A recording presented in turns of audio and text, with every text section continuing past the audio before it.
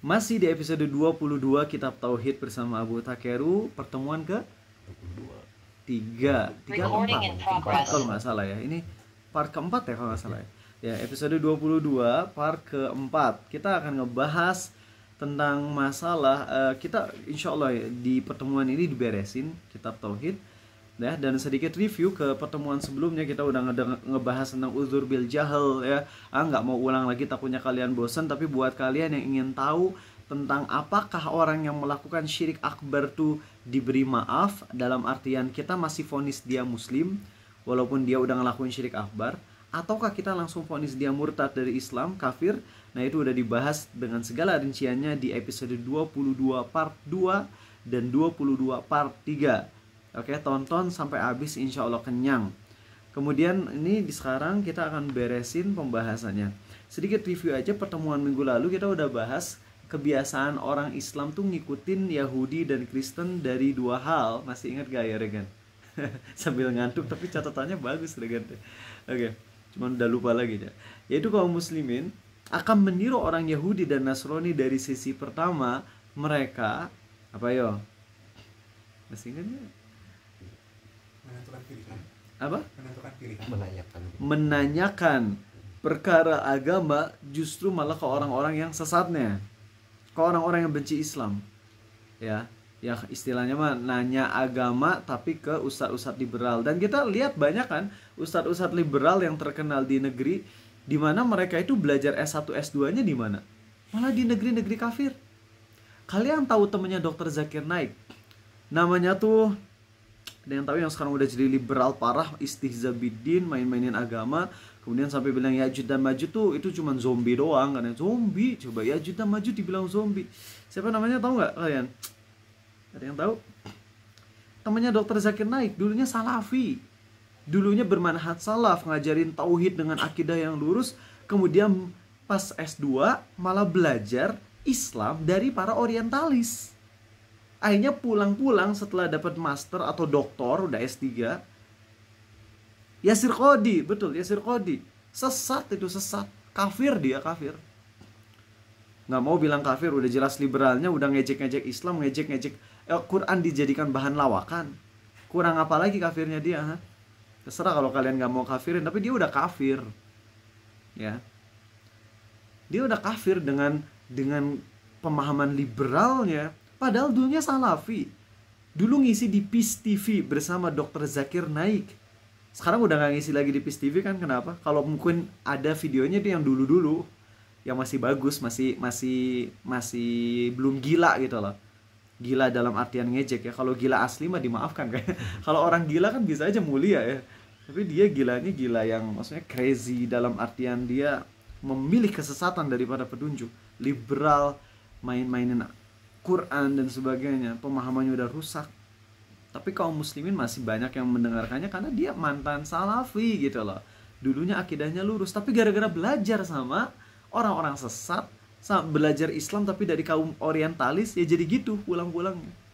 Nauzubillah, sesat dan menyesatkan. Kemudian habis itu kebiasaan kedua dari kaum muslimin yang akan diikuti, kebiasaan kedua orang Islam yang mengikuti kebiasaan dari Yahudi dan Kristen adalah apa? Yaitu nyari-nyari alasan untuk ngelakuin maksiat. Aduh, maaf. Sehingga sehingga maksiat yang dilakukan tuh dia ngerasanya kayak nggak dosa gitu. Ini mah halal kok. Ya. Pacaran Islami. Dan ini mengikuti kebiasaan Yahudi, di mana Yahudi udah dilarang kerja di hari apa kan? Sabtu. Akhirnya untuk nyari-nyari celah biar halal, dia kerjanya menjelang Sabtu. Dia pasang jala untuk ikan, kan nggak boleh mancing. Mancing termasuk pekerjaan juga tuh. Nah dia akhirnya nggak mancing hari Sabtu mereka, tapi mereka simpen jaring di menjelang hari Sabtu, disimpen jaring, terus kemudian diambilnya pas hari Minggunya. Ya jadi ngakal-ngakalin. Maka kita nggak boleh ngelakuin maksiat atau nyari-nyari cara untuk supaya maksiat jadi halal, kecuali dengan cara yang memang dibenarkan oleh syariat kita. Contohnya apa? Ngejual beras dengan beras lagi, nuker beras dengan beras, boleh nggak? Punya beras kualitas bagus 1 kilo, ditukar ke Regan dengan beras kualitas yang lebih rendah 3 kilo, boleh nggak kan? Nggak boleh, riba itu, riba. Kalau beras ditukar dengan beras harus sama. Makanya kalau kalian lagi makan nasi, hati-hati, gak usah tukeran nasi. Bilang aja, saya mau nyoba dong nasi yang kamu. Pas sudah nyoba, kamu mau gak nyoba yang punya saya? Jangan bilang tukeran, tukeran dong, saya 1 suap nasi, kamu 1 suap ke saya. Padahal nasi tersebut asalnya apa? Beras. Yang namanya tukeran itu artinya barter. Barter artinya jual beli. Yang namanya jual beli beras dengan beras itu disamakan dengan jual beli garam dengan garam, kurma dengan kurma, yaitu takarannya harus sama persis. Gak boleh beda 1 gram pun. Repot gak? Ya repot kalau misalnya itu. Makanya jangan tukeran. Nasi dengan nasi, beras dengan beras jangan ditukar. Tapi mendingan kalau ada teman kita lagi makan nasi goreng, minta dong nasi gorengnya gitu. Kalau lagi traktir adik-adik, nggak mau makanan yang traktir itu jadi milik mereka. Bilang semua makanan yang traktir ini milik semuanya. Sehingga kalau mau nyicipin dari kalian bebas. Tapi kalau misalnya ngasih ke Harfian nasi goreng, makan nasi uduk, terus bilang, Harfian nyobain dong nasi goreng kamu juga nanti nyobain nasi uduk itu berarti tukeran beras dengan beras, tukeran nasi dengan nasi. Dan gak boleh hukumnya tukeran barang ribawi kecuali kalau sama persis gramnya. Terus gimana kan? Kalau punya beras kualitas bagus, ingin ditukar sama beras kualitas jelek. Caranya, jual dulu beras kualitas bagusnya, jadiin uang. Setelah udah jadi uang, baru uangnya dibeliin beras yang regan yang kualitas rendah. Jadi mengakal-ngakali yang haram jadi halal itu diperbolehkan kalau memang sesuai syariat. Tapi kalau nggak sesuai dengan syariat, ya yang namanya haram tetap haram. Gitu. Ya. Jadi nanti ada ya rinciannya tentang mengakal-akali keharaman. Itu ada yang bisa dengan halal, bisa dengan haram. Contoh, misalnya musik haram. Kemudian kita mengakal-akalinya supaya rame nih videonya, tapi halal. Pakai apa? Backsound alam. Kan itu bikin rame juga, tapi itu bukan musik kan. Halal hukumnya, nggak ada masalah. Atau untuk akapela dan beatbox yang kalau sendiri lebih cenderung ke pendapat bolehnya, maka itu termasuk mengakal-akali yang hukumnya halal, ya tidak haram. Tapi respect juga kepada mereka yang mengatakan kalau beatbox dan akapela tetap haram karena menyerupai musik, wallahu alam. Tapi mengikuti fatwa dari lupa siapa sih? Adam ada di sini nggak ya? Siapa syekh yang menghalalkan beatbox dan akapela, lupa namanya. Ya. Oke, tapi udah ada di Instagram Mariza, bisa dilihat ya tentang hukum akapela, itu ada di profil di tengah-tengah kalau nggak salah. Baik teman-teman, kita buka materinya insyaallah ya. Bismillahirrahmanirrahim. Wassalatu wassalam ala Rasulillah. Innal hamdalillah nahmaduhu wa nasta'inuhu wa nastaghfiruh. Sungguh segala puja dan puji hanya milik Allah. Kita puji Dia, kita mohon pertolongan dan ampunannya. Wa na'udzu billahi min syururi anfusina wa min sayyiati a'malina. Kita mohon perlindungan kepada Allah dari keburukan diri kita dan keburukan amal perbuatan kita. May yahdihillahu fala mudhillalah. Barang siapa yang Allah beri hidayah, tak akan ada seorang pun yang bisa menyesatkan. Wa may yudlil fala hadiyalah. Dan barang siapa yang Allah sesatkan, tak akan ada seorang pun yang bisa memberi petunjuk. Asyhadu an la ilaha illallah. Tiada Tuhan yang berhak disembah dengan penuh rasa ketundukan, rasa keikhlasan, kejujuran, cinta, takut, harap, dan selalu bertobat kepadanya. Gak ada yang berhak disembah kecuali Allah. Wa asyhadu anna Muhammadan abduhu wa rasuluh. Dan aku pun bersaksi Muhammad adalah hamba dan rasulnya. Allahumma sholli ala Muhammad wa ala ali Muhammad, amma ba'du. Ya teman-teman semua, kita akan masuk ke pembahasan, dan ini insyaallah malam ini kita akan bereskan. Nggak mau bertele-tele terlalu banyak, tapi pingin pembahasan tadabur disimpan di awal. Dan sebagaimana biasa untuk reminder bahwasanya yang namanya tadabur, seseorang tuh naik turun, kekhusyuan seseorang tuh naik turun. Dan akan terus menyampaikan, mau Arizal bisa khusyuk atau enggak, ketika menyampaikan tadabbur tetap akan menyampaikan. Karena udah sampaikan waktu bulan-bulan lalu bagaimana ketika menyampaikan dengan datar, ada di antara jemaah yang nangis. Ya, dan juga ada di masa yang lain, di waktu yang lain, di mana jemaah ngerasa biasa-biasa aja, nggak kesentuh sama sekali, tapi Arizal pribadi kesentuh, bahkan nangis. Karena memang yang namanya tadabbur orang tuh beda-beda. Tadabbur, khusyuk itu adalah rizki dari Allah. Kalau Allah ngasih rizki sama atau beda kan antara satu orang dengan yang lainnya? Sama, yakin? Ya beda lah. Ada yang kaya, ada yang miskin, ada yang khusyuk, ada yang enggak. Karena khusyuk itu termasuk rizki, maka kekhusyuan orang beda-beda. Sebagaimana Allah bagikan rizki kepada orang-orang beda-beda dengan berbagai macam bentuk. Ada yang rizkinya berupa kegantengan, dengan berupa follower. Ada yang rizkinya berupa kekhusyuan, ada yang rizkinya berupa kesabaran. Ya, macam-macam rizki dari Allah. Ya, baik. Maka terus berdoa teman-teman untuk masalah khusyuk. Teruslah berdoa pada Allah. Yang belum bisa khusyuk ketika ngedengerin tadabbur, terus doa ke Allah agar dikasih kekhusyuan. Dan yang paling penting adalah dikasih keistiqomahan untuk tetap belajar walaupun hati gersang. Itu penting. Karena kalau kalian hati lagi gersang, kalian lagi gak khusyuk, kemudian kalian akhirnya jadi gak mau kajian aja gara-gara gak khusyuk, akhirnya gak kajian, that's a big problem. Itu problem besar. Emang kajian selalu ngincar khusyuk? Enggak. Kajian tuh ngincar ridho Allah. Khusyuk tuh bonus.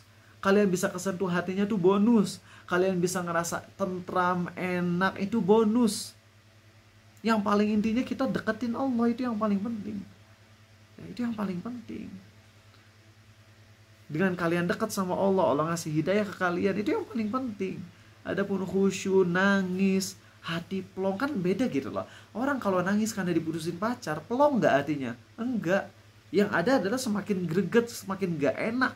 Tapi kalau orang nangis karena ingat sama Allah, ingat sama akhirat, ingat sama neraka, ingat sama indahnya surga, itu enak banget di hati. Rasa plong itu bonus dari Allah. Buat yang belum dikasih rasa plong, enak di hati, terus saja kejar Allah. Terus saja lari ke Allah. Sebagaimana perintah Allah apa di surah Az-Zariyat, ada yang apa ayatnya? Fafirru ilallah. Lari ke Allah. Lari, Allah nyuruh lari. Lari. Baik teman-teman. Ya, kita akan bahas ayat ke 7 apa 8 ya, atau 7 dan 8. Yaitu di surat Yusuf, di mana Allah berfirman, laqad kana fi Yusuf wa ikhwatihi ayatul lisailin. Aku mau nanya, sail artinya apa? Lisailin, sail artinya apa? Ada yang tahu nggak? Kisi-kisinya surah Ad-Duha. Wa ammasaila fala tanhar. Tanhar ya. Sail artinya pengemis. Ya, silakan masuk. Astagfirullah. Ketok langsung gitu. Maafin ya teman-teman buat yang tiba-tiba jatuh terus. Wa ammasaila fala tanhar. Dan para pengemis jangan dihardik, jangan dimarahin, kata Allah. Pengemis, peminta, ya, penanya, itu sa'il artinya, bahasa Arabnya, ya. Allah berfirman, laqad kana fi Yusuf, dan sungguh pada kisah Yusuf, wa ikhwatihi, dan juga kisah saudara-saudaranya, ayat itu apa? Ada tanda-tanda kekuasaan Allah, ada tanda-tanda keagungan Allah lisailin, untuk orang-orang yang meminta atau yang bertanya. Ya, kita udah tahu ya, kenapa surat Yusuf diturunkan? Setelah karena Allah memang menghendaki diturunkan surat Yusuf, tapi salah satu sebabnya adalah sahabat kan minta ya. Masih ingat nggak mintanya apa? Ya Rasulullah, kami jenuh gitu. Bisa nggak ceritakan kepada kami kisah-kisah dong, buat refreshing gitu. Ya, karena ngebaca Quran terus jenuh, wajar, itu manusiawi, bukan merendahkan Quran. Ya. Tapi karena ya namanya seorang manusia, ketika ada ibadah yang terus menerus, akhirnya jenuh, para sahabat minta kisah dong ya Rasulullah, biar lebih refresh gitu buat kami. Taunya para sahabat mintanya kisah biasa, cerita-cerita yang fun, yang bisa merefresh hati dan otak. Malah Allah turunkan kisah terbaik dan dijadikan itu salah satu firman-Nya di dalam Al-Qur'an. Ya, sehingga refresh-nya dapat, tadaburnya dapat. Nah, jadi di surah Yusuf ini itu arti dari sa'il yang secara tafsirnya. Namun secara tadaburnya, sa'il itu teman-teman bisa kita tadaburi dengan seperti ini. Ya. Dan sungguh pada kisah Yusuf dan juga saudaranya ada tanda-tanda keagungan Allah bagi orang-orang yang bertanya, bagi orang-orang yang meminta, bagi orang-orang yang ngemis. Apa yang di ngemisin sih? Apa yang kita tanya, apa yang kita ngemis? Maka sebelum lanjut kepada ayat ini, saya ingin ingetin kepada kalian masalah bertanya dalam Islam. Bertanya itu ada yang diperintahkan, ada juga yang dilarang.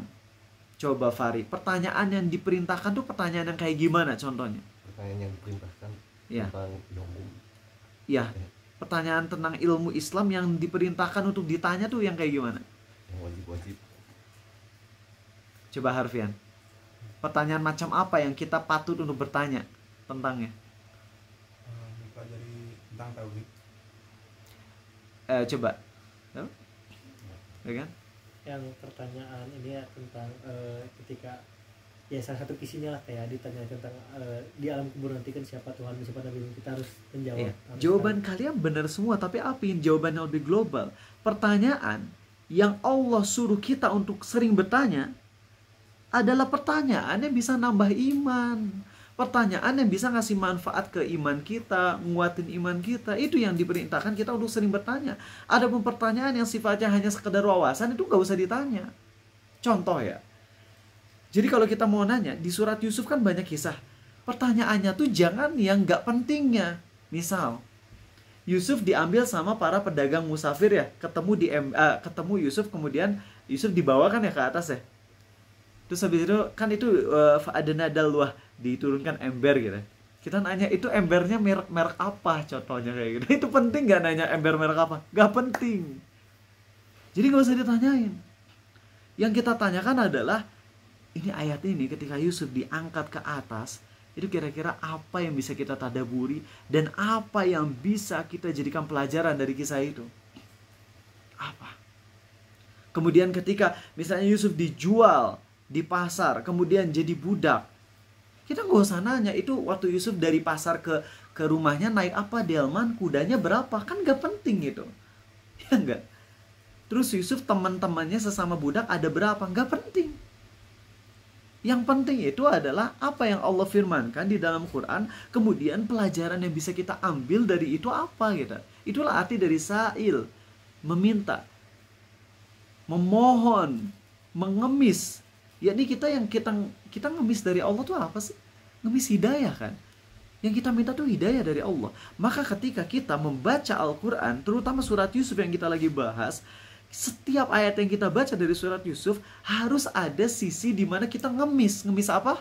Ngemis dalam artian, ya Allah, di ayat ini apa yang bisa aku ambil pelajarannya, apa yang bisa aku tadaburi, apa yang bisa aku jadikan pegangan dari ayat ini, ya Allah.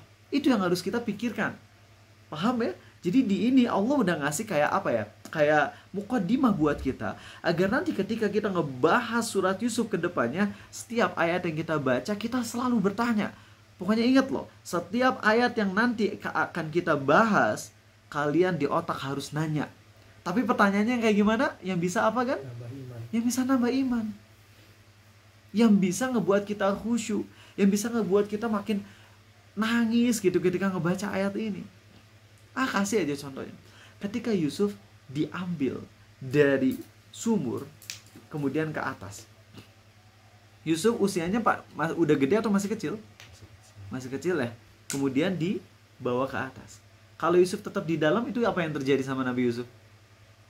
Meninggal. Meninggal kan? Kalian pernah gak ngeliat di video-video YouTube atau Instagram gimana ada anak kecil yang lari di tengah jalan, ada truk, kemudian ada orang yang nyelamatin, dar gitu. Akhirnya mungkin si yang nyelamatinya agak lecet sedikit, tapi si anaknya Masya Allah selamat, dan truknya juga alhamdulillah nggak kecelakaan parah gitu. Biasanya kan banyak di captionnya, lihat bagaimana indahnya Allah menyelamatkan anak kecil itu. Iya gak sih? Kenapa kalau video-video itu kita ngelihat kita suka, ya Allah Engkau menyelamatkan, tapi ketika baca surat Yusuf kita biasa aja. Ketika Nabi Yusuf diangkat dari sumur naik, kemudian kita ngerasa ya udah gitu aja. Kan jadi kebalik.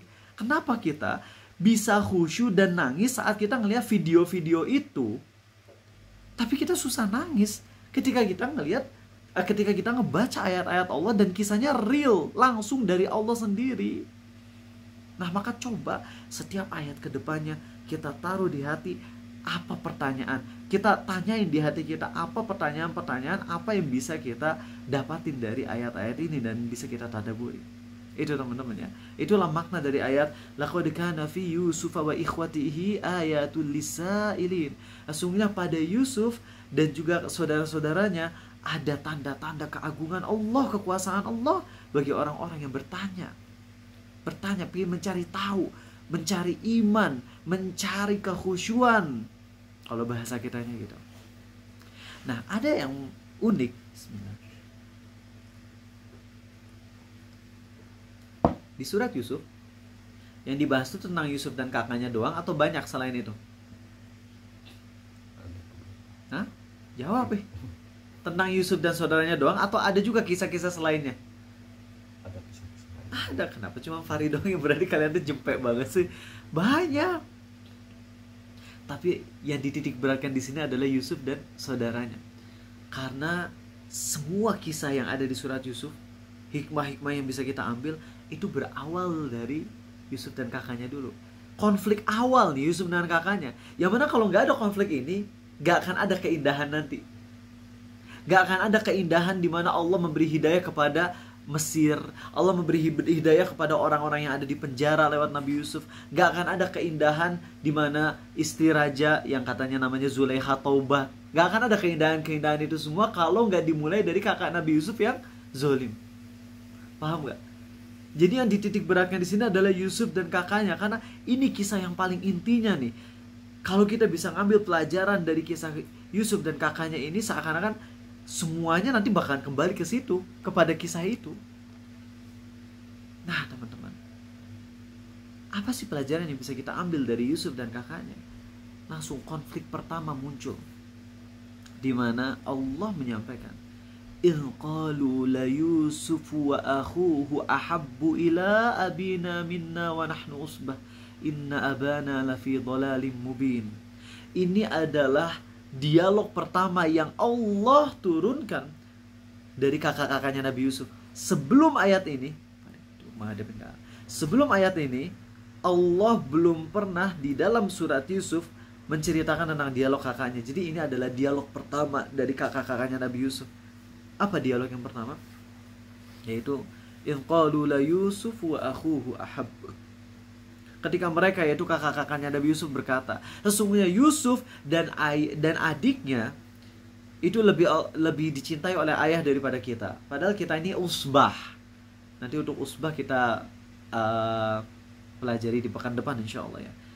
Tapi intinya kalau bahasa simpelnya gini, Yusuf dan adiknya itu lebih dicintai oleh ayah daripada kita. Padahal kita kan lebih wow gitu loh. Sesungguhnya ayah benar-benar sesat. Lihat ya kalimatnya ya. Sesungguhnya ayah benar-benar sesat. Padahal ayahnya siapa? Nabi. Lihat kalimatnya. Ini fatal banget.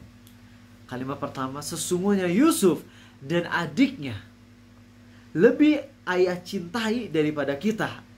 Padahal kita wow. Tenang, wow ini nanti bahas ya. Usbah itu apa nanti insya Allah dibahas di pekan depan. Padahal kita kan lebih wow gitu loh. Sesungguhnya ayah kita berada di dalam kesesatan yang nyata. Lihat bagaimana kakak-kakaknya Nabi Yusuf bilang, in qalu la Yusuf. La di sini adalah lam taukid. Lam takkid itu apa istilah bahasa Indonesia? Penekanan. Jadi seakan-akan kakaknya Nabi Yusuf tuh bilang, beneran asli ini mah. Gitu. Asli ini mah bener, sumpah. Ayah ini lebih cinta kepada Yusuf daripada kita. Padahal yang namanya cinta tuh masalah fisik atau apa yang ada di hati? Hati kan. Kalau treatment tuh perlakuan kita bisa ngelihat secara lahiriah, tapi kalau cinta itu kan di hati asalnya. Kita nggak bisa menjudge cinta seseorang kecuali kalau kita nanya langsung, ya nggak? Seperti misalnya Rasulullah SAW ditanya, ya Rasulullah siapa yang paling kau cintai? Nabi SAW bersabda Aisyah. Kalau dari golongan cowoknya, laki-lakinya siapa? Ayahnya Aisyah. Kalau sahabat gak pernah nanya ke Nabi SAW tentang siapa yang paling beliau cintai, ya gak akan ada yang tahu. Karena cinta tuh masalah apa? Hati. Kalau perlakuan fisik, Makanya Nabi SAW walaupun cinta Aisyah melebihi siapapun, tapi beliau secara lahiriah memperlakukan istrinya adil tetap. Nah, para kakaknya Nabi Yusuf ini sebenarnya udah diperlakukan dengan adil oleh ayahnya. Tapi kakaknya Nabi Yusuf malah menjudge isi hati Yakub dengan statement, aslina, bahasa kitanya, aslina ayah teh lebih cinta sama Yusuf daripada kita. Itu kan asumsi, iya gak sih? Asumsi mereka nggak bener, karena mereka cuma suuzon doang. Mereka membangun asumsi yang salah, kemudian asumsi yang salah itu mereka ngumpulin sampai akhirnya menggunung dan akhirnya membludak. Dan klimaksnya adalah yuk kita bunuh Yusuf. Nah, mau nanya, siapa makhluk yang kejadiannya mirip sama kakaknya Nabi Yusuf? Yang pernah kejadian mirip, yaitu di dalam hatinya ada asumsi sampai menggunung dan akhirnya explode gitu, meledak. Siapa coba makhluknya? Iblis persis. Pas kapan, Fahri? Pas di surga. Dan itu persis dengan apa yang dikatakan oleh Nabi Yakub kepada Yusuf, wahai anakku, jangan kau ceritakan mimpimu kepada kakak-kakakmu. Nanti kakak-kakakmu akan melakukan makar perbuatan buruk padamu. Sesungguhnya setan yang dimaksud siapa? Iblis kan? Adalah musuh yang nyata bagi manusia. Lihat bagaimana Nabi Yakub menyamakan kakaknya Nabi Yusuf. Setelah menyatakan kakaknya Nabi Yusuf ini dikhawatirkan akan mencelakakanmu, wahai Yusuf, langsung Nabi Yakub berkata, kan harusnya kalimatnya gini gitu. Kalau kita mau lebih fair mah gini ya. Kalau misalnya mau dari sisi kitanya gini, wahai Yusuf, sesungguhnya kalau kamu ceritain mimpimu ke kakakmu, takutnya kakakmu dengki. Nanti kakakmu nyelakain kamu. Sesungguhnya kakak-kakakmu itu benar-benar musuh bagimu. Harusnya kan gitu ya. Tapi Nabi Yakub nggak ngomong gitu. Wahai Yusuf, jangan ceritakan mimpimu kepada kakakmu. Nanti kakakmu mencelakakan kamu. Sesungguhnya setan adalah musuh yang nyata bagi manusia. Nabi Yakub nggak bilang sesungguhnya kakakmu adalah musuh bagimu. Paham gak korelasinya? Jadi ketika mengingatkan Nabi Yusuf dengan bahayanya kakaknya, langsung Nabi Yakub ngingetin tentang makhluk yang pertama kali melakukan pembangkangan kepada Allah, yaitu iblis. Nah, teman-teman, lihat apa yang terjadi dengan iblis. Tahu ini udah menyampaikan sekitar 5 mingguan yang lalu, tapi gak apa-apa diulang, barangkali kalian skip atau kalian lupa. Iblis, ketika Allah menciptakan Adam dan malaikat protes gak pada saat itu? Protes kan? Protesnya bukan dalam rangka menyalahkan Allah, enggak, tapi bertanya. Jadi malaikat itu berasumsi bahwasannya di bumi udah ada makhluk para jin yang berkuasa di bumi dan mereka berbuat kerusakan, dan Allah akan menciptakan manusia. Dan sejauh pengetahuan kami, ya manusia kayaknya nggak ada bedanya dengan jin yang ada di bumi. Kalau yang di bumi sekarang menjadi khalifah, yaitu para jin, udah berbuat kerusakan, Allah akan menciptakan makhluk yang baru yang namanya manusia untuk jadi khalifah di muka bumi. Tentunya nanti akan jadi kerusakan juga dong. Malaikat nanya nggak ke Allah pas mereka mulai bertanya, mereka mulai mikir, loh kok gini, nanya nggak malaikat ke Allah? Nanya, minta klarifikasi kan? Iblis sebaliknya, nanya nggak iblis? Diam. Ketika Allah menciptakan Adam, Allah ngasih tahu ke malaikat dan juga ke iblis pada saat itu iblis lagi ada di surga kan. Aku akan menciptakan khalifah untuk di muka bumi ini, yaitu manusia kan. Malaikat nanya langsung. Malaikat gak paham. Maka malaikat nanya, minta klarifikasi. Allah jelaskan, malaikat tunduk nerima setelah dijelaskan. Tapi iblis enggak. Iblis diem aja. Iblis membangun asumsi pada dirinya, ini Allah gak bener nih. Kenapa harus nyiptain manusia? Padahal gue lebih baik.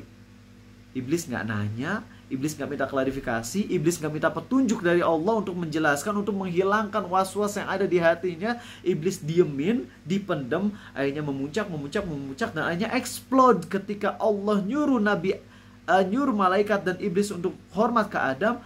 Iblis baru keluar tuh semua unek-uneknya. Gue lebih baik daripada Adam. Kenapa kau ciptakan Adam? Padahal kakak Nabi Yusuf itu sebenarnya bisa loh ngobrol sama Nabi Yakub. Bisa gak sih? Bisa. Padahal kalau misalnya kakak-kakaknya Nabi Yusuf tuh ngomong gini ya, setelah mereka ngerasa kalau ayah ini kayaknya kok lebih cinta ke Yusuf daripada kita. Padahal kakaknya Nabi Yusuf tinggal ngobrol sama ayah. Ya, ini yang kami ngeliat nih seakan-akan ayah tuh lebih cinta Yusuf daripada yang lain. Kok perlakuan ayah kepada kami beda sih dengan perlakuan ke Yusuf? Pasti Nabi Yakub akan menjelaskan, Nabi pasti adil dong ke anaknya. Pasti yang namanya Nabi itu adil, walaupun kecintaan mungkin lebih besar kepada Yusuf, ya pastilah karena kesolehannya. Tapi secara perlakuan yang namanya ayah adil, apalagi Nabi. Kan kalau kakaknya Nabi Yusuf ngomong ke ayahnya, ya begini, beres tuh. Tapi kakaknya Nabi Yusuf enggak.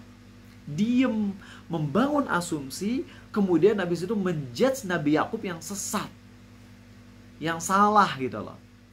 Sebagaimana iblis ketika sudah nggak mau sujud ke Adam, iblis ngomong apa? Ya Allah, engkau yang udah nyesatin aku. Udah iblis yang sesat nyalahin Allah lagi. Kan gitu, mirip.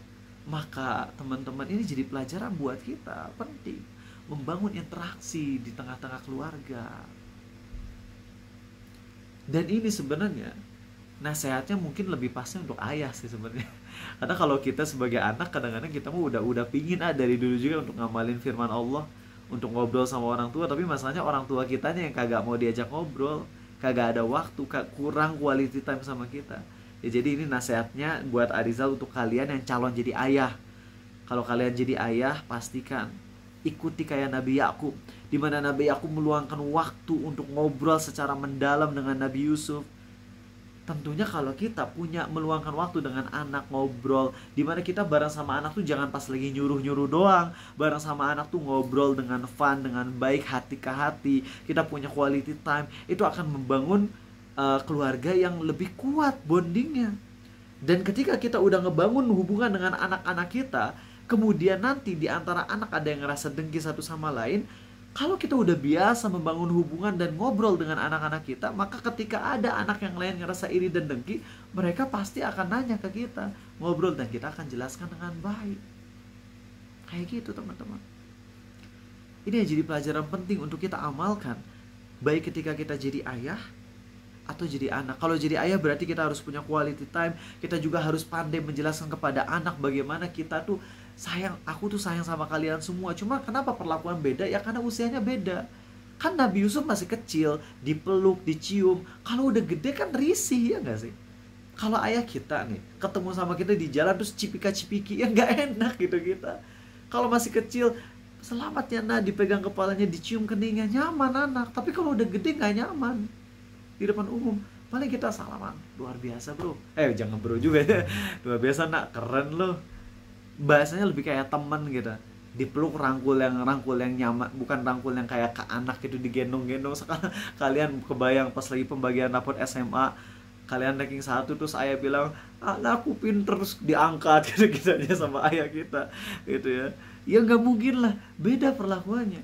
Nah kalian akan mudah untuk menjelaskan. Kalau kalian mentadaburi surat Yusuf ini, kalian akan gampang ngejelasin ke anak-anak kalian, nah ayah sayang sama kalian semua, cuma perlakuan beda ya karena anak ini kan masih kecil, dia mungkin sakit, dia butuh perhatian lebih, atau mungkin dia punya kelainan mental ya.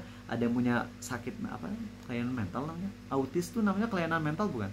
Takutnya salah ngomong nanti didebat sama para ahli mental gitu. Nah, jadi pokoknya orang mungkin anak ini butuh perhatian khusus. Jelasin ke anak yang lain. Ketika anak kita ngerasa ada yang kurang diperhatiin sama kita, kita jelasin, nah bukan kurang perhatian, tapi adik kita yang satu ini memang agak beda, ayah perlu ngeluangin waktu lebih banyak, ayah minta maaf ke kalian ya. Kan enak jadinya. Itu pertama ya teman-teman yang bisa kita amalkan dari surat Yusuf. Dan ini sesuai dengan ayat yang tadi kita tadaburi, yaitu di dalam kisah Yusuf dan kakaknya ada pelajaran, ada tanda-tanda kekuasaan Allah bagi orang-orang yang bertanya. Maka kalau kalian nanya apa yang bisa kita ambil pelajaran dari ayat ini, apa? Dari sisi parentingnya, ayah harus berusaha untuk adil. Dan anak kalau ngerasa ada ketidakadilan dengan pada orang tua kepada anak-anak yang lain, kita harus berani untuk apa? Ngobrol, minta klarifikasi dengan cara yang baik. Tapi kalau kita udah diklarifikasi, minta klarifikasi, tapi ayah dan ibu malah nggak nerima, malah marah-marahin kita, maka jangan lupa pelajaran yang satu laginya apa? Sabar. Penting. Sabar, karena gak selalu semuanya ideal. Gak semua orang tua kita bisa ngejawab keluh kesah kita sebagaimana orang-orang yang soleh dan paham ilmu parenting. Maka kita sabar. Oh ya, ada satu poin sebelum kita masuk ke pembahasan tauhid, teman-teman. Ini poin yang penting banget ya.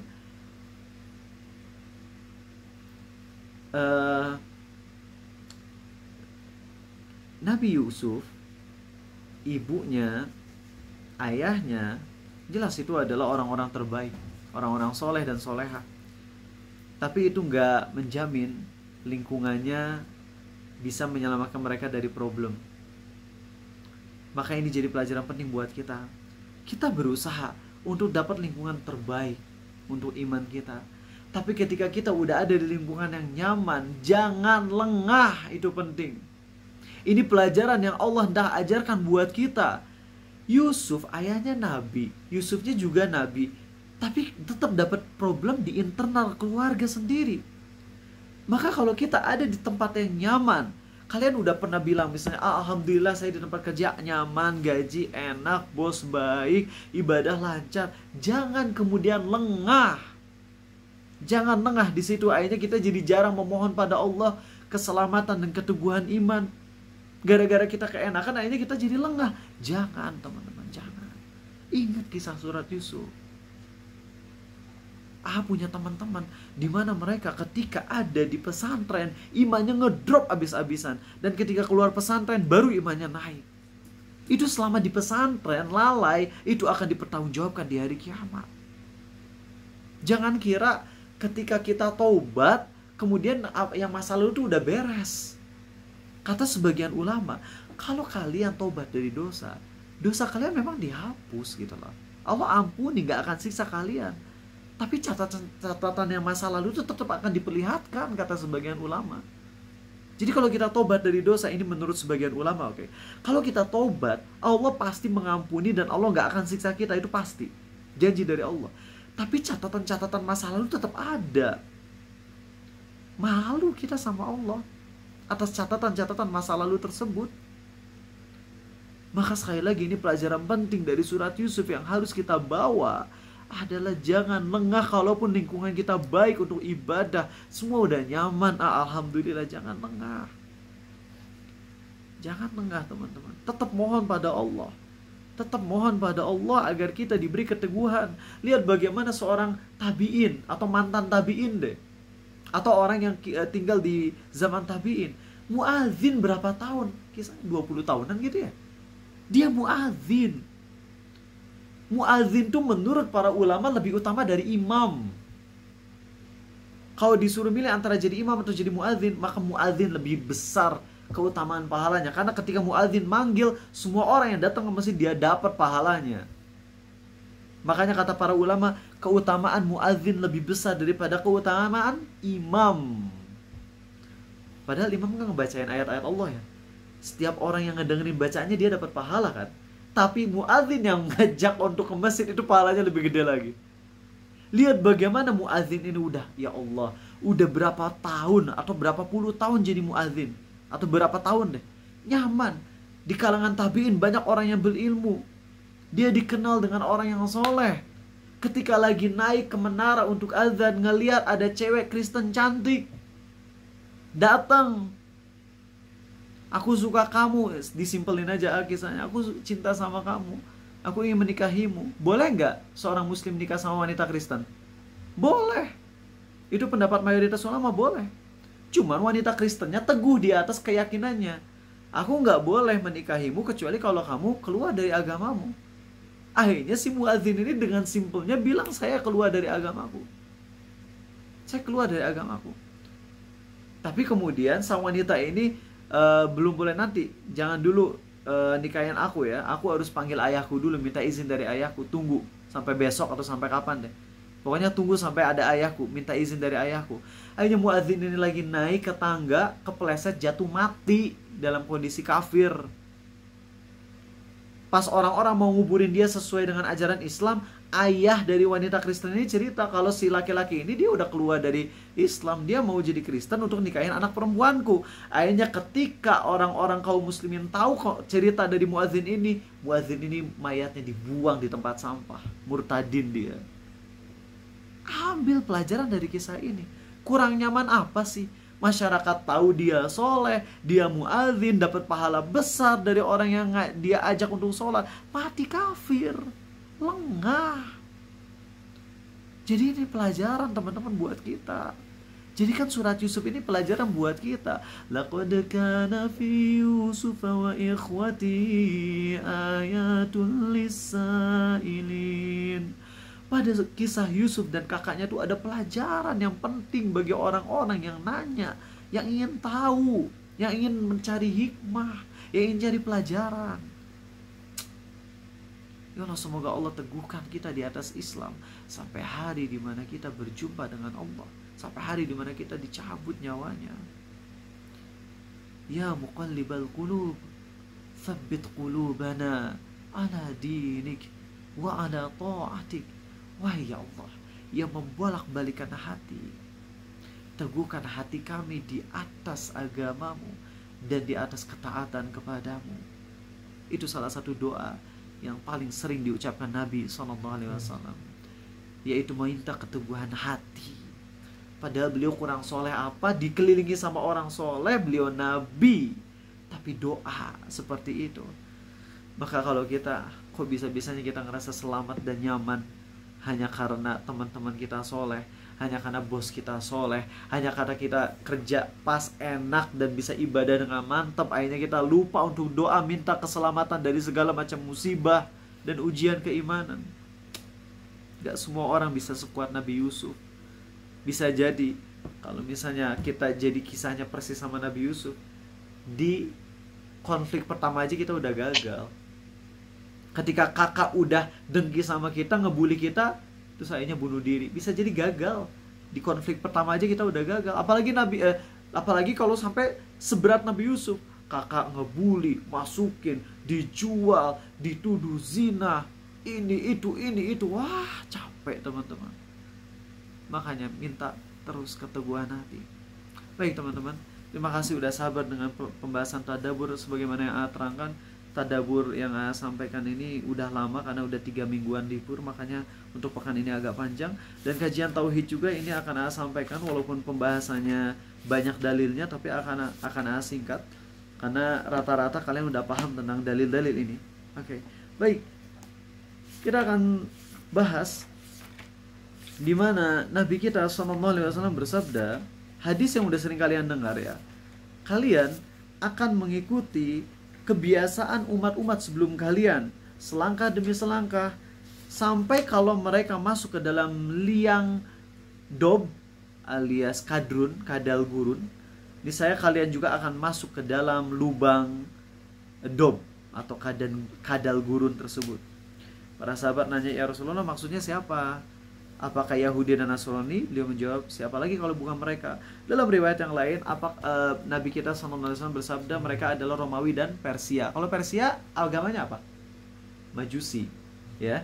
Jadi para ulama mengkompromikan jadi gini, kaum muslimin akan mengikuti cara ibadah dari agama Yahudi dan Nasrani, dan akan mengikuti undang-undang dari Romawi dan Persia. Dan itu persis banget dengan yang terjadi sekarang, ya. Romawi, Persia, hukum-hukum undang-undang buatan manusia yang menentang hukum-hukum Allah, ya. Kalau Yahudi dan Nasrani kan hukumnya dari Allah juga kan, ya, dari kitab Taurat dan Injil, walaupun udah banyak yang dirubah, ya. Tapi itulah yang terjadi dengan kaum muslimin, di mana tata cara ibadah banyak niru-niru dari Yahudi dan Kristen, begitupun budaya-budaya seperti ulang tahun dan sebagainya. Dan dari sisi perundang-undangan negeri, banyak mencontoh dari Romawi dan Persia yang mereka buat hukum mereka sendiri, aturan sendiri, tanpa berpedoman kepada wahyu dari Allah. Bisa dipahami? Itu ya. Dan sebenarnya nggak usah dijelasin dengan lebih detail lagi, karena masalah tasyabuh nantilah sambil di sesi tanya jawab juga bisa banyak kalian dapetin. Nah, teman-teman, ada orang yang salah paham dengan surah Al-Kahfi, di mana di dalam surah Al-Kahfi Allah sebutkan tentang Ashabul Kahfi, Qala alladzina ghalabu ala amrihim lanattakhidanna 'alaihim masjida. Berkatalah para pemerintah yang berkuasa pada zaman Ashabul Kahfi itu, ketika Ashabul Kahfi meninggal, pemerintah bilang, mari kita bangun masjid, tempat ibadah di atas kuburannya. Nah, sebagian orang gagal paham dengan ayat ini tuh kan. Di Al-Quran Allah nyebutin orang-orang bangun kuburan di atas Ashabul Kahfi. Berarti hukumnya boleh bikin masjid di atas kuburan orang soleh. Ya, atuh pertama yang harus kita kritisi adalah ayat ini Allah tidak sedang memuji. Allah nggak lagi memuji pemerintah yang bikin masjid di atas kuburan Ashabul Kahfi. Itu pertama. Kedua, andai memang di zaman dulu diperbolehkan bikin kuburan di atas masjid bikin masjid di atas kuburan orang soleh, itu kan syariat terdahulu. Sedangkan syariat yang sekarang jelas-jelas melarang. Jadi jangan disamain. Kemudian alasan ketiga, yang berkuasa pada zaman Ashabul Kahfi, setelah zaman Ashabul Kahfi meninggal, yang namanya penguasa rata-rata orang soleh atau enggak soleh? Enggak. Dari dulu siapa pengikut para nabi mayoritasnya? Orang-orang miskin dan lemah. Para penguasa rata-rata penentang. Jadi salah paham kalau di surat Al-Kahfi ini, di mana ayat Allah menceritakan mereka membangun kuburan masjid di atas kuburan Ashabul Kahfi, kemudian dijadikan dalil, berarti boleh dong orang-orang soleh yang udah meninggal dibikin masjid di atasnya. Jelas gak? Boleh. Kan udah ada hadis. Hadis itu Nabi SAW sampaikan untuk menjelaskan Quran, bukan untuk menentang Quran. Maka kalau ada ayat di dalam Al-Quran yang maknanya masih belum bisa kita pahami dengan jelas, maka dijelaskan dengan hadis. Kalau di surat Al-Kahfi tadi tentang orang yang ngebangun masjid di atas kuburan Ashabul Kahfi, kan kita belum jelas nih apakah Allah lagi muji atau enggak kan ya. Kan di surat ini enggak Allah enggak secara eksplisit, enggak secara langsung memuji kan. Allah cuma bilang kok orang-orang yang berkuasa pada zaman tersebut bilang bikinlah masjid di atas kuburan Ashabul Kahfi. Beres sampai situ. Gak ada indikasi muji atau mencaci Allah di sini. Tapi Nabi kita SAW jelas mencaci, bahkan melaknat orang-orang yang bikin kuburan di atas. Kok balik banget? Ngebangun masjid di atas kuburan. Ya udah, jangan disalah tafsirin lagi gitu lah. Banyak banget orang-orang yang suka gagal paham terhadap ayat-ayat Allah. Ayatnya benar tapi tafsirnya diikuti sesuai pemahaman mereka atau sesuai keinginan mereka. Ya. Sama seperti patung-patung. Nabi Sulaiman kan bikin patung ya. Bikin patung, piring-piring raksasa dan sebagainya.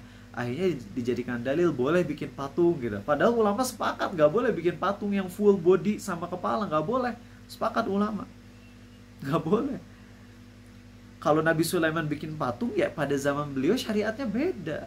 Jangan disamakan dengan syariat Nabi Muhammad SAW. Oke, baik. Ya. Sudah beres untuk dalilnya itu. Baik. Ini hadis yang terakhir teman-teman ya. Ini masih ingat sih menyampaikan hadis ini tuh dalam di Masjid Unisba Bandung, Universitas Islam Bandung. Ini salah satu hadis yang dalam banget teman-teman. Cuman hati Ariza mungkin belum bisa mentadaburi banget untuk malam hari ini. Tapi siapa tahu kalian ngedengar hadis ini dan kesentuh. Ini sedih ya. Hadis ini riwayat Al-Barqani dalam sahihnya ya. Dan juga Imam Muslim. Ya, sampaikan aja beberapa riwayat, pokoknya sahih. Langsung kepada teks hadisnya ya.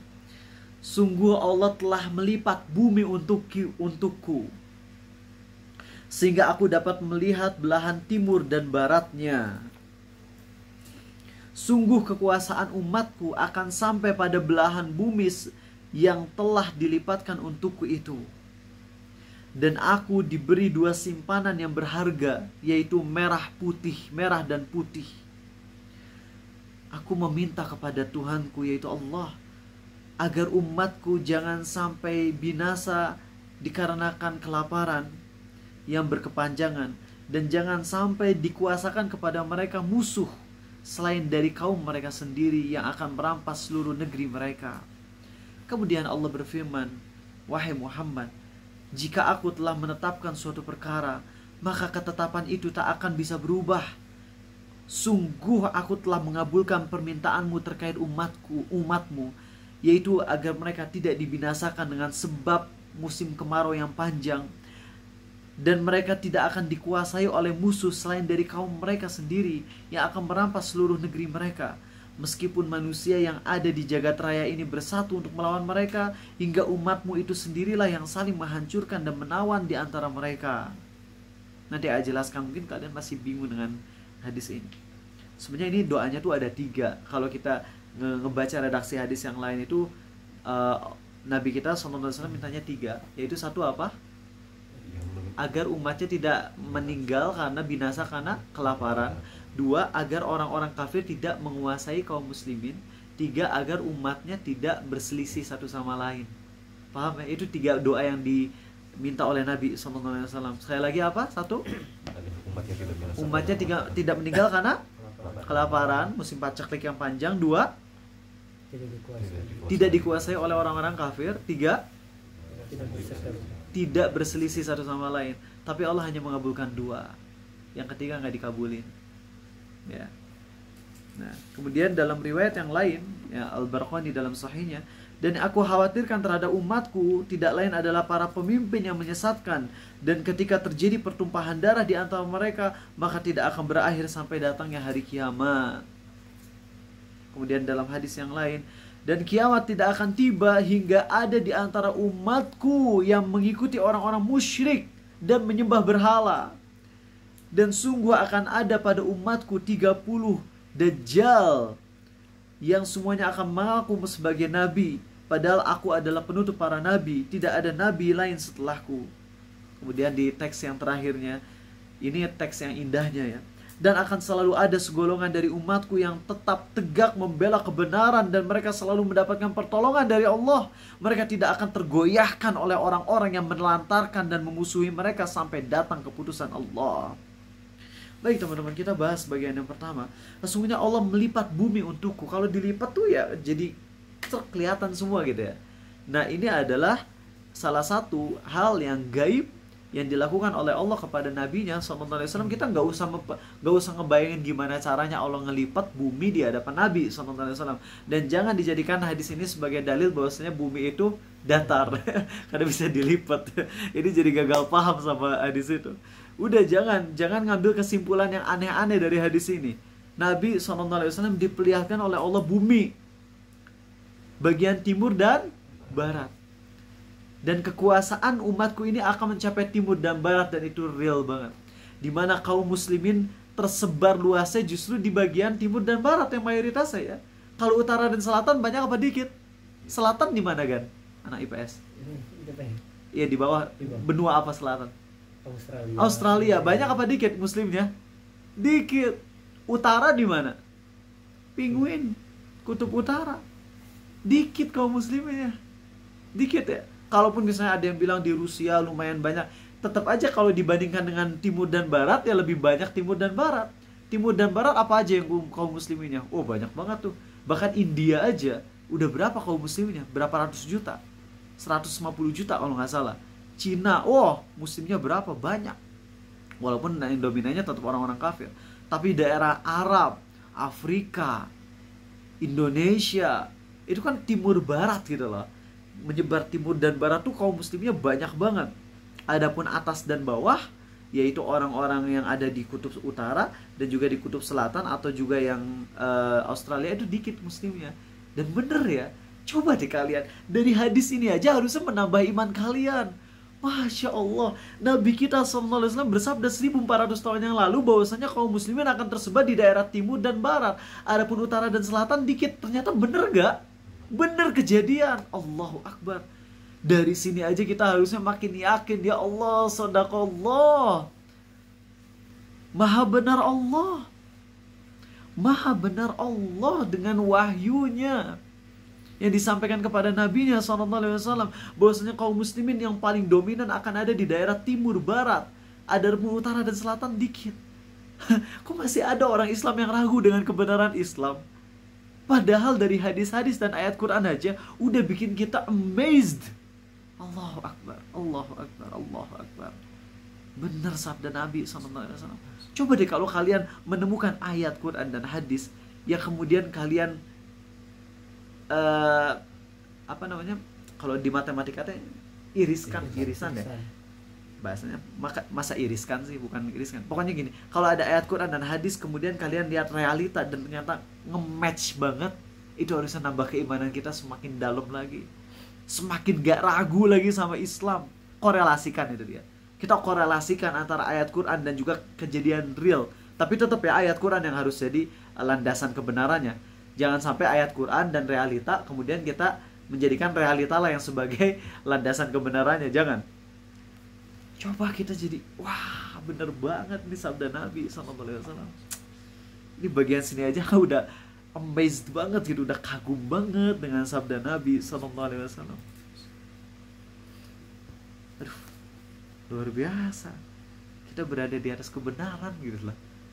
Di saat mayoritas manusia tidak tahu kebenaran ini, tapi kita berada di atasnya, di atas kebenaran. Allahu Akbar. Kemudian sungguh kekuasaan apa? Itu udah ya, bagian timur dan barat udah. Dan aku diberi 2 simpanan yang berharga, yaitu merah dan putih. Dan aku perlu menasihati ustadz-ustadz yang menafsirkan merah putih dengan Indonesia, itu salah besar. Ya, merah putih di sini bukan Indonesia. Merah putih di sini adalah harta Persia dan Romawi. Romawi itu harta rampasan perangnya warnanya merah. Karena Romawi itu gudangnya adalah emas. Dan ketika kaum muslimin menaklukkan Romawi, emas kaum muslimin dapat 12,5 juta ton emas, alias 12,5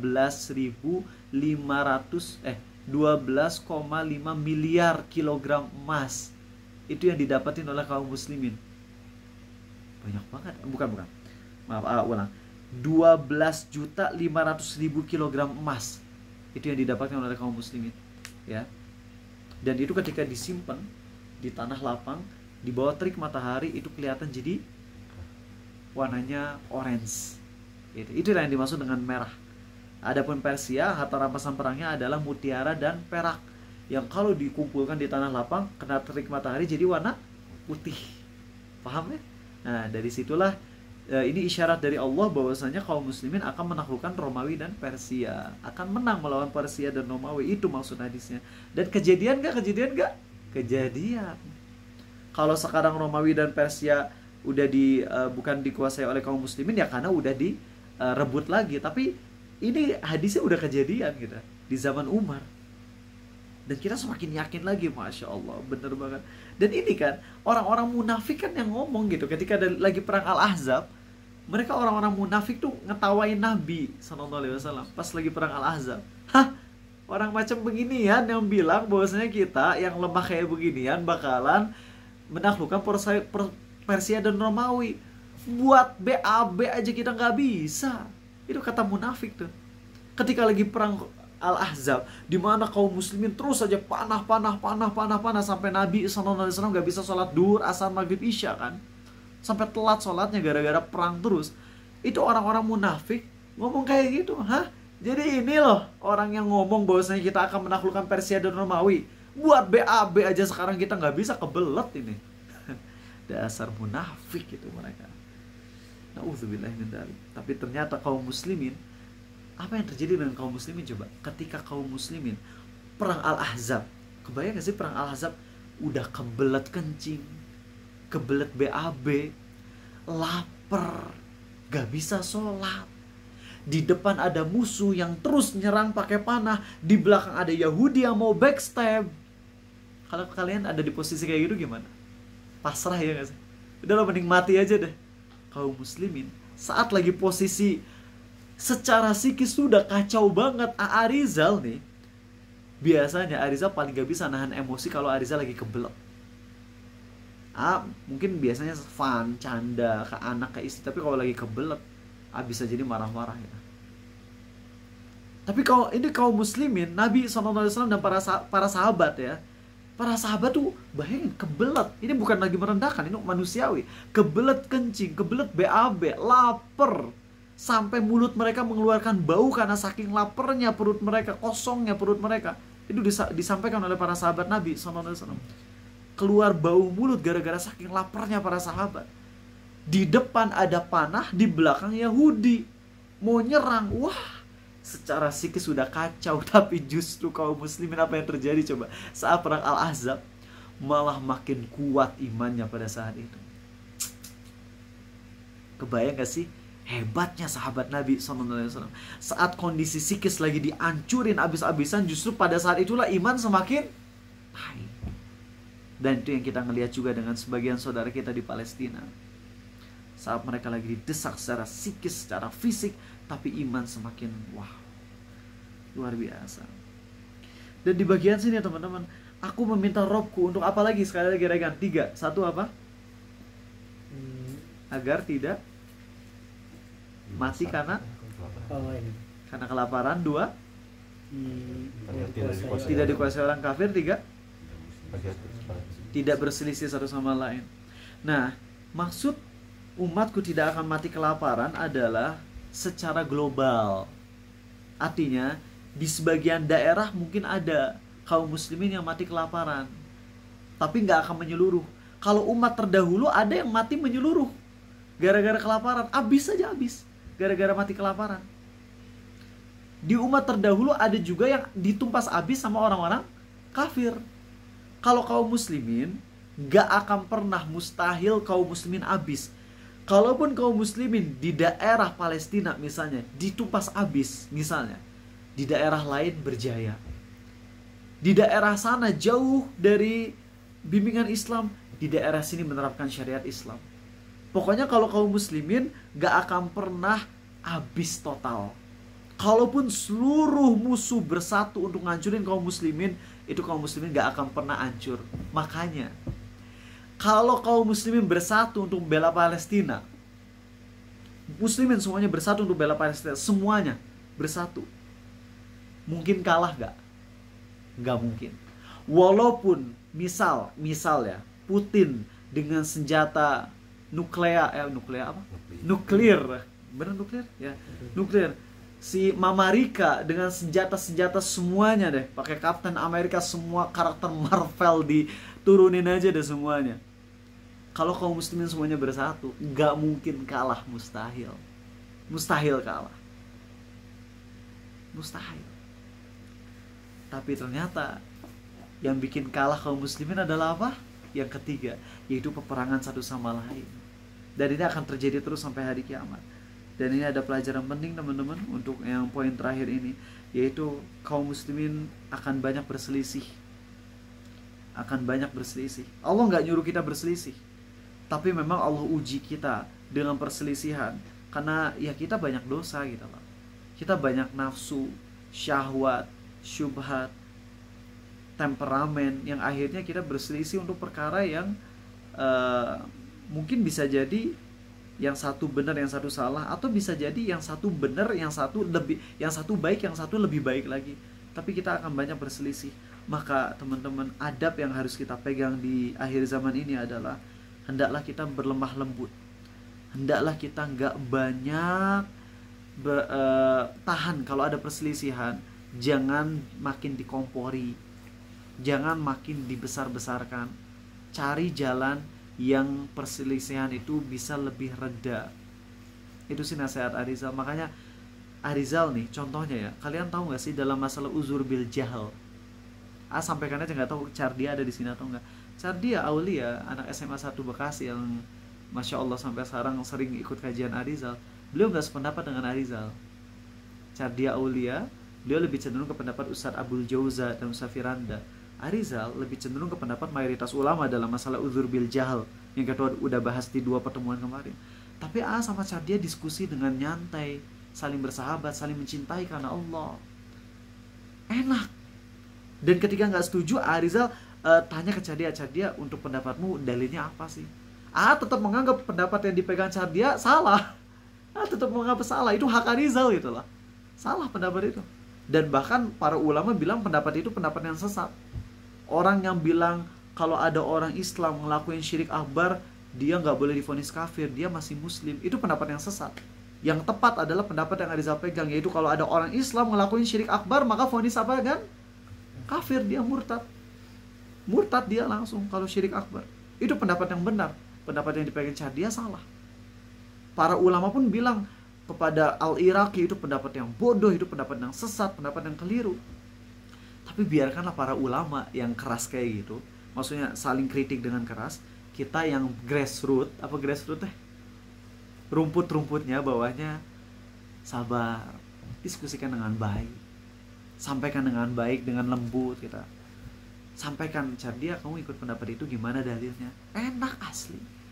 Karena jangan sampai yang ngelihat ketika ada perbedaan pendapat itu kita nggak fokus di perbedaan pendapat itu aja, tapi sampai akhirnya ke personal gitu loh. Lihat ketika si podcast kasih itu ngundang orang-orang kafir, penista agama, kemudian kritik bener-bener fokus kepada kekeliruannya dalam masalah akidah. Ketika dia ngundang, ada salah satu narasumber yang bilang Allah kesindir sama saya, kritik, apa-apaan lo bilang Allah kesindir sama kamu, GR banget. Kan kritik masalah akidah. Tapi si Fulan mengkritik Arizal untuk masalah personal. Ustadz jualan baju Naruto ya, pengen laku ya. Demi Allah, gak halal dia ngelakuin itu. Lihat gak sih bagaimana ketika kita mengkritisi hal yang sifatnya benar-benar kesesatan, tapi malah dibalas untuk hal yang sifatnya personal. Gak jualan baju Naruto, enggak. Kok bisa-bisanya nasihatin akidah dibalas dengan kamu jualan baju Naruto? Nah, ambil pelajaran dari sini teman-teman, bahwasanya kaum muslimin akan banyak perselisihan. Walaupun kita lagi berusaha untuk meluruskan penyimpangan, maka main cantik. Kalau kalian ngelihat bagaimana Ariza mengkritisi, rata-rata Ariza nggak langsung nyebut personnya. Kenapa? Karena cara itu akan lebih mudah untuk diterima. Walaupun terkadang ngerasa butuh untuk nyebut personnya, dan itu diperbolehkan secara hukum Islam dan juga secara hukum undang-undang negara. Boleh, asal kita menyampaikannya yang benar, bukan hoax. Maka itu nggak bisa dituntut dengan pencemaran nama baik, nggak bisa. Misalnya ada Fulan ngundang yang pemahamannya salah, terus kritik kekeliruannya, ini kesesatannya, itu nggak apa-apa. Ya, asal yang disampaikan data yang real, bukan berupa hoax dan fitnah. Seperti itu. Maka main cantik. Kita di akhir zaman banyak perselisihan, sabar, banyak doa ke Allah agar kaum muslimin bersatu. Itu aja dari Arizal, terima kasih ya. Maaf udah jam 9:57. Silakan. Ada bocil siapa ini yang teriaknya? Ya, yang mau nanya silakan bisa nanya. Apakah Konstantinopel itu sudah takluk? Wallahu alam. Konstantinopel yang mana ini? India lebih banyak ya kaum musliminnya ya sekarang ya daripada Indonesia. Oh? Ya, siap. Makasih Dafa ya. Silakan. Ini liburan jangan jadi nggak pada ada hadir ya buat kalian, terutama anggota grup. Minggu depan ayo datang lagi. Biasanya ini sampai 90-an plus, ini cuma sekitar 70-an kurang lebih. Ketika ada seseorang terkait barter dulu yang tadi. Kalau untuk tukar tambah itu hukumnya gimana? Nggak boleh tukar tambah. Kalau tukar tambahnya di barang-barang ribawi. Barang ribawi itu cuma dikit, Ihsan. Apalin ya, emas, perak, itu di kelompok A. Adapun kelompok B adalah kurma, gandum kualitas bagus, gandum kualitas jelek, dan juga garam. Dan juga hal-hal yang dikiaskan kepada 4 benda ini. Cuman itu aja. Ingat 6 benda ribawi itu ya. Emas dan perak itu di kelompok A. Adapun kelompok B adalah apa tadi? Kurma, gandum kualitas baik, gandum kualitas jelek, dan juga garam. Kalau beras berarti dianalogikannya dengan gandum. Ya. Nah, untuk benda-benda ribawi kayak gitu, nggak boleh ditukar antara satu tim dengan timnya sendiri. Itu nggak boleh ditukar kalau sama jenis, kecuali dengan takaran yang sama. Walaupun kualitas beda, tapi harus tetap sama takarannya. Terus biar aman gimana? Ditukar dulu dengan yang kelompok A. Jadi garam atau apalagi tadi kurma atau beras atau gandum itu dijual dulu, dijadiin uang dulu, atau dijadiin perak dulu, dijadiin emas dulu, ditukar. Baru setelah itu dibeliin lagi barang yang kita inginkan. Adapun kalau langsung bendanya beras dengan beras lagi, maka harus sama takarannya walaupun beda kualitas. Ya, hati-hati jadinya. Ya. Adapun kalau tukar tambah motor nggak ada masalah. Motor jelek ditukar sama motor bagus, ya tuh kita harus tambah duit atau ya nggak ada masalah itu. Itu bukan benda ribawi, ya nggak ada masalah. Tukar tambah atau AA punya tas kualitas bagus kan, satu ditukar sama 10 tas kualitas biasa aja, boleh nggak? Boleh. Tas mah nggak, tas disamainnya dengan apa? Tas mah nggak masuk benda ribawi. Tas mah nggak ada hubungan dengan emas, perak, gandum dan sebagainya, nggak ada. Itu nggak ada masalah. Yang nggak boleh itu hanya benda-benda ribawi yang 6 dan hal yang dikiaskan dengannya. Oke? Ketika ada seseorang yang berkata ketika di tempat angker, permisi mbah dan lain-lain, dan dia meyakini kalau nggak permisi nggak sopan, kalau nggak sopan nanti diganggu, atau ini maksudnya syirik besar atau syirik kecil. Kalau dia ngomong permisi, kalau dia ngomong permisi mbah dengan mengagungkan dan tunduk kepada mbah tersebutnya, dalam artian jin, berarti dia udah melakukan syirik akbar, di mana dia takut khofi, ya, dia takut kalau jin ini menimpakan bencana. Itu syiriknya syirik akbar. Hati-hati. Kalau saya sudah terbiasa puasa Daud, misal Sabtu puasa, ketika Senin karena suatu alasan gak bisa puasa, bisa dilanjut hari Selasa ya, gak usah nunggu Rabu, langsung Selasa, besoknya langsung puasa aja. Jadi selang-seling pas istirahat langsung besoknya langsung puasa, nggak usah nunggu lusa. Mengenai amalan, 1 menit lagi ya, ini terakhir ya. Meskipun berselisih menjadi beberapa golongan, bukan berarti yang benar akidahnya tidak bisa menjadi yang berkuasa atau dominan di antara umat muslimin ya. Misal 90% yang benar, 10% golongan muslim yang lainnya. Aduh, nggak ngerti maksudnya apa ini. Ya. Baik, sepertinya itu aja teman-temannya untuk materi, kayaknya nggak banyak yang ditanyain. Itu aja, terima kasih teman-teman, sampai ketemu di ya, ini ada saran pakai tripod mini. Emang ada tripod mini, cuman hilang gitu. Ada kemarin itu dikasih sama Narendra, cuman hilang nggak tahu kemana, makanya jatuh-jatuh terus ini. Oke teman-teman, terima kasih, sampai ketemu lagi insyaallah di besok pagi ada kajian fikih. Kalau nggak salah kita masuk pembahasan sholat gitu ya. Kalau udah masuk pembahasan sholat itu penting banget ya, sebisa mungkin hadir. Dan Jumat depan insya Allah kita kajian tauhid lagi, episode ke-23, pembahasan tentang dark magician, tentang sihir, mantap insya Allah.